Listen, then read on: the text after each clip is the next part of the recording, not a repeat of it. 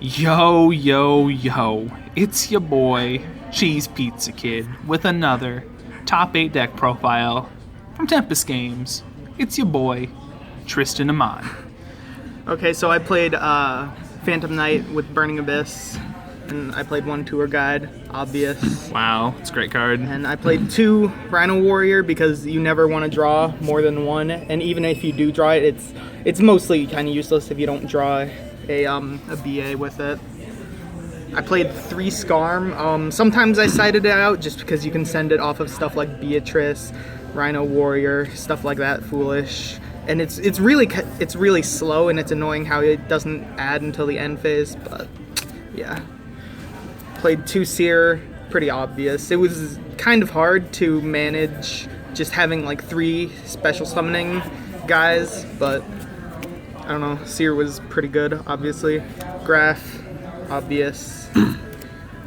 I played 2 Farfa. I was playing 3 in this deck before, but like 2, you don't draw it when you don't need it.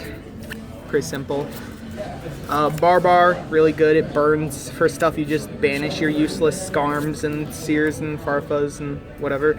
Calcab, this is good, especially when you play anti-spell, because you just keep bouncing back your opponent's spells and traps so they can't use them.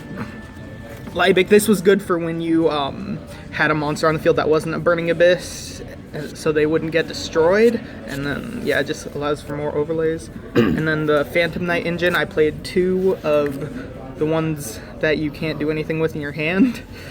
Solid. Yeah, this one is probably my favorite just because the attack gaining, and you can usually like do some special shit with like Leviair and like make the rank 4s with this, and then just kill your opponent with a like 5,000 attack Dark Rebellion.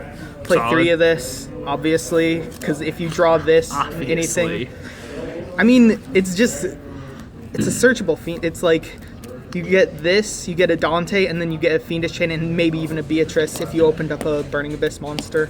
Team's broken. And then I played 3 Terratop and 2 Takatemborg. This was really good whenever I drew it, just because it's just a free rank 3, free Dante, whatever. But this was like, playing 2 is pretty bad, just because if you draw it, you have to make Leviair and you have to set up with your Phantom Knights and stuff. And it's like not terrible, but drawing 2, like I never had a situation where I needed more than 1. 3 Twin Twister, obviously. It's really good for getting the useless Phantom Knights out of your hand, and, you know, just shuts your opponent down if they play a back row heavy deck. And then the Foolish, obvious. Raigeki, obvious, it just lets you kill your opponent. Obvious. And then Rhoda, which is basically your fourth Silent Boots, because you never really get anything else off of it. And then this is the only Phantom Knight trap I played, just because like I tested with the with Sword and Wings, and like it was good, but they're not Fiendish Chains, and also you didn't really need more than just this one. You know, if you really needed to summon multiple guys with multiple of these, you can just do it during your opponent's end phase or whatever. And other thing is, this saved me from so many OTKs and stuff. It was just really nice. And then just played 2 and 1, obviously 1, but I mean, just don't have 3, I guess. I guess. And then these cards, I never saw them, and when I did, they got popped or whatever. They were like, I don't know if they're bad or anything, but I didn't really get the full use out of them. All right, Let's show extra next. Extra? Yeah. Okay. Go through pretty quick, probably. Token. Big Dante. Originally, I was playing Virgil because it just spins stuff and it seemed better, but this is untargetable, and it lets you draw, and it takes a card from your opponent's hand if you crash with it. It's a very intimidating presence, and the drawing effect is like amazing because you can just you can summon it by crashing Beatrice into something. Alright, sorry. No, you're good. You're good, fam. Yeah, and then just drawing, and it's during either player's turn, which is just really good. Utopic Future really only made it against Cosmo, but it's so good against Cosmo. Like, I was thinking about playing 2, but I guess it wasn't really needed. And then 3 Dante for obvious reason. 2 Break Swords, didn't really need the third. Yeah. Usually when I make 2 Break Swords in one turn or in one game, I usually won anyway. And then 2 Levier was good just because it's just an extra XYZ that lets you get special, get your Phantom Knights from the Banish Zone, lets you reuse their effects, and then it lets you go into F-Zero. Nightmare Shark, I'd never really made it for game, but it's pretty much needed.